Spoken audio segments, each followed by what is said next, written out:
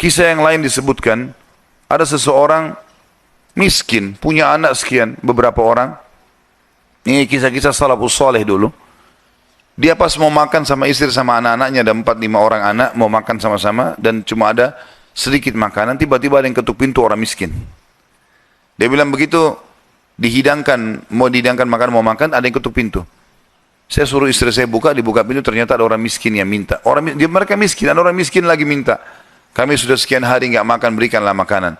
Istrinya tanya dia, kasih makanan.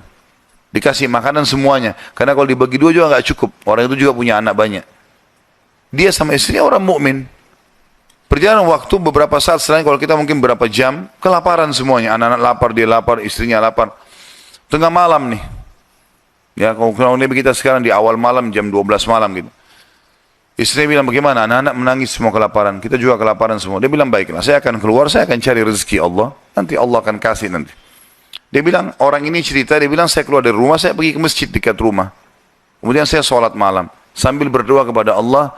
Dan kalimatnya, saking manjanya sama Allah mengatakan, ya Allah, sesungguhnya engkau tahu, kalau saya dan istri saya dan anak-anak saya kelaparan malam ini. Jadi bahasanya semua dirincikan, minta kepada Allah pada hal-hal yang kecil pun, minta makanan kepada Allah. Saya malam ini lapar ya Allah, berikanlah makanan. Gitu kan?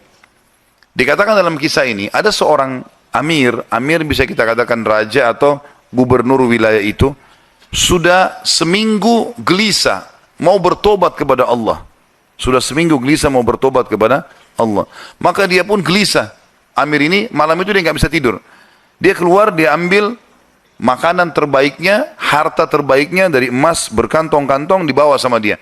Dia bilang, ya Allah, sebagai bentuk taubatku kepadamu, maka aku akan membagikan ini kepada orang yang membutuhkannya malam ini. Dan aku tidak akan memegang tali kekangan kuda ini, aku akan biarkan dia menuju ke arah yang manapun kau pandu. Maka kudanya pun jalan, hanya masuk ke dalam masjid yang ada orang susah tadi. Ini kisah nyata.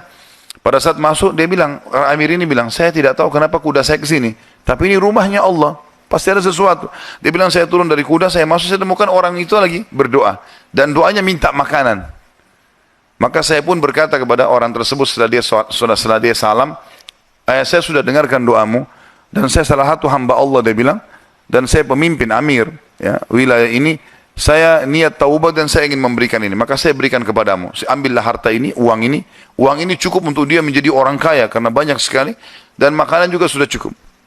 Dan dia bilang, Amir ini bilang, pemimpin ini bilang, kalau seandainya kau butuh apa-apa, datang ke istana saya saja. Jawaban orang itu, di depan raja tadi, pemimpin wilayah ini, dia bilang, kalaupun saya butuh, saya tidak akan datang kepada anda. Tapi saya akan datang kepada Tuhan anda dan Tuhan saya, Allah, yang telah membuat anda datang malam ini membawakan makanan. Coba kita bayangkan kalau kita di posisi orang ini, teman-teman sekalian. Kalau misalnya kita lagi punya hajat, kemudian ada satu orang yang kaya datang kepada kita. Kemudian dia menawarkan kepada kita solusi. Misalnya kita terlilit utang, atau misalnya kita mau bayar rumah sakit, atau apa saja. Lalu datang orang mengatakan, baiklah saya akan bayarkan. Mungkin pikiran kita pendek sampai di situ.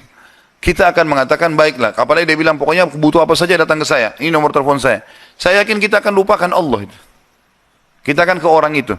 Ambil pelajaran dari orang soleh ini. Di depan orang itu dia mengatakan, saya tidak akan datang kepada anda, tapi saya akan datang kepada Allah, Tuhan anda dan Tuhan saya yang telah membuat anda datang membawa makanan malam ini. Jadi justru kalau sudah dapat solusi, jangan malah jauh dari Allah ini. Malah harusnya jadi lebih dekat kepada Allah SWT. Allah mudahkan seorang dokter, resepnya bisa membuat kita sembuh, bukan karena resep dan dokter itu, tapi karena Allah SWT yang ingin itu. Gitu kan? Harusnya kita jadikan sebagai momen untuk lebih dekat lagi kepada Allah. Dan kita mengatakan, ya Allah, sebagaimana engkau mudahkan dokter ini menjadi penyebab aku sembuh, maka mudahkanlah setiap kali aku mengalami sakit misalnya, maka kesembuhan datang dari sisimu, bukan lagi dari dokter atau dari obat itu.